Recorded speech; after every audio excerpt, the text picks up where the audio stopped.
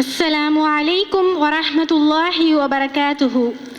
அகத்தியன் தொட்டிலிட்டு தொல்காப்பியன் தாலாட்டி கம்பன் சீராட்டி மூவேந்தர் பாராட்டி வருடங்கள் 2000 கடந்தாலும் இன்றும் கன்னித்தமிழாய் செந்தமிழாய் வாழும் நம் தாய்மொழியாம் தமிழ் மொழியை வாழ்த்தி என் உரையை தொடங்குகின்றேன்.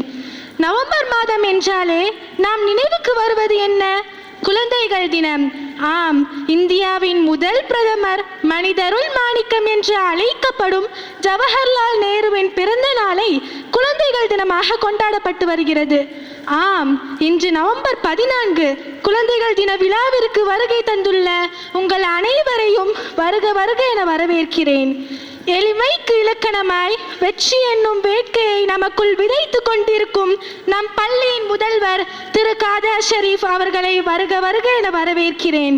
என்னும் தோழமை உணர்வுடன் நல்ல பல கருத்துக்களை நமக்கு வழங்கி வரும் நம் பள்ளியின் துணை முதல்வர் திரு வேல்முருகன் அவர்களை வருக வருக என வரவேற்கிறேன்.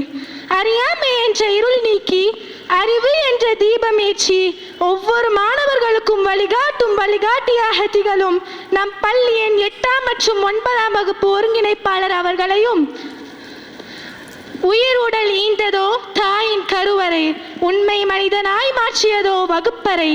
ஆம், 8 உயரங்களை நான் பிடித்திட ஏணிகளாய் இருக்கின்ற ஆசிரியர்களை வருக வருக என வரவேற்கிறேன்.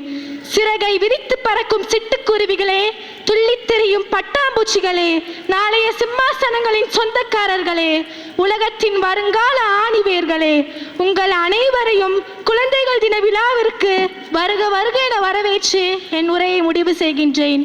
நன்றி. அஸ்ஸலாமு அலைக்கும் வரஹ்மத்துல்லாஹி வபரகாத்துஹு. வரவேற்புரையாற்ற